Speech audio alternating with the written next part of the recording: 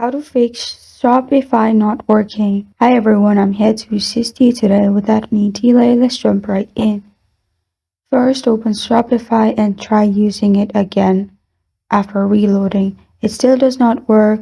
Go to other website to check if you have internet problem. If that's not the issue, click on the three dots at the top right and go to settings. In settings on the left side, click on privacy and security, then click on delete browsing data. Here, uncheck everything except for cached image and files. Then press on delete data at the bottom. After you've clicked on delete data at the bottom, on the bottom left corner of your screen, you'll find extensions. If you have any extensions turned on, simply turn it off as well. Then you can simply go to Shopify and log into your account.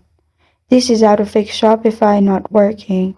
Thank you for joining me today. If this video helps you out, please leave a like and subscribe for more. Got a question or want to suggest a topic? Comment below. Thank you for watching.